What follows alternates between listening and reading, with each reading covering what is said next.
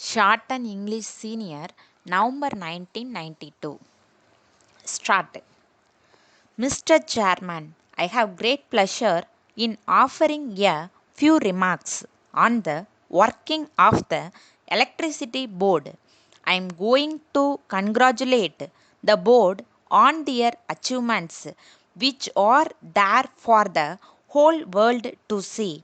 I do not see any reason why anybody should find fault with them for not having made use of the resources available.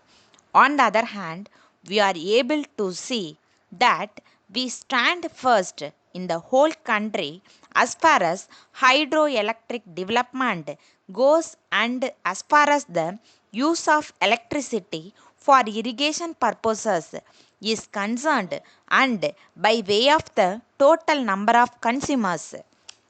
We stand second in the whole country in generation of power. In the circumstances, I thought that everybody would be glad to congratulate the electricity board. These are days of revolution. We have heard of the green revolution in the field of agriculture. I think we may call this is the white revolution in the field of electricity, where darkness has given place to brightness. I think this must be a revolution by itself.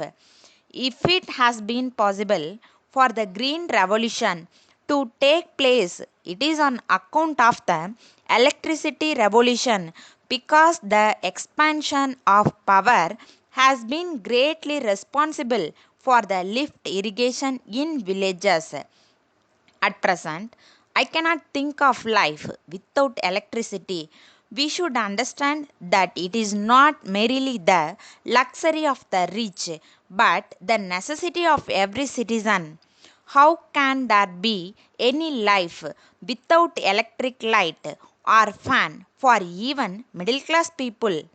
Speaking about electric power, I have no doubt that we can really be proud of the achievement in the rural electrification scheme. We are aware that we are committed to the ideal of seeing to it that villagers enjoy all the facilities that towns enjoy. Great progress has been made in the supply of electricity to villages, and we find that every village is going to be electrified before the end of this year.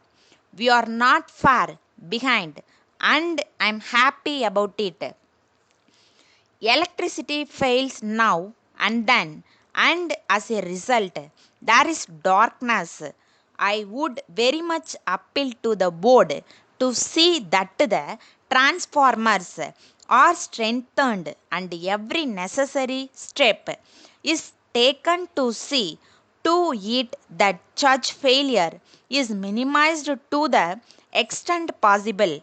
But I am happy in another way. We are in charge of a few hostels where there are children from villages, and I am happy that the horizon colonies are being fast electrified. They must be electrified as soon as possible, because when the boys in the hostels go home during the holidays, they do not have these amenities at home. I would very much like to appeal that there should be a community hall in each church colony, provided with a bright light supplied free by the government, where all the children may be able to read when they go home during vacation. I hope this will be given top priority. Reference was made to the power cut, and it is hoped that this would be eliminated at least next year. I have my own fears about this. I am afraid whether the vagaries of the monsoon have been taken into account when we say that by next year we will be able to achieve this. I agree that we have to cooperate with the government and see that all the restrictions are observed. Here, I would like to make an appeal to all the departments of the government to see that there is absolute economy in the use of electricity. Letter dated 20th April 1990 from Agenda Cycle Manufacturers Limited, Calcutta to Messrs. Noy Trading Company, Bombay. Dear sirs, with reference to your instructions, we have booked your order for 200 pieces of agenda cycles complete with accessories. We are sorry to inform you that on account of irregular power supply in this region during the past 1 month, our program of production has suffered very much and it has resulted in huge backlog of orders. So, we are afraid that it will not be possible for us to execute your order according to the schedule of delivery agreed upon. We are trying to fulfill our commitments to the best of our ability. But even then, supply may be delayed by 3 or 4 weeks. We very much regret the inconvenience caused to you, especially in view of our long and satisfactory business relations with you.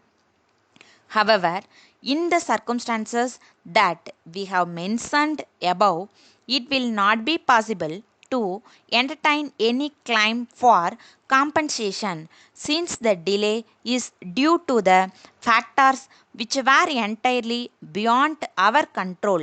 Although we have suffered some losses due to this dislocation in our production schedule, we are ready to maintain the price agreed upon if you agree that the full quantity ordered will be accepted, then supplied. We await your early reply in regard to the matter and we assure you of our best attention at all times. Yours faithfully,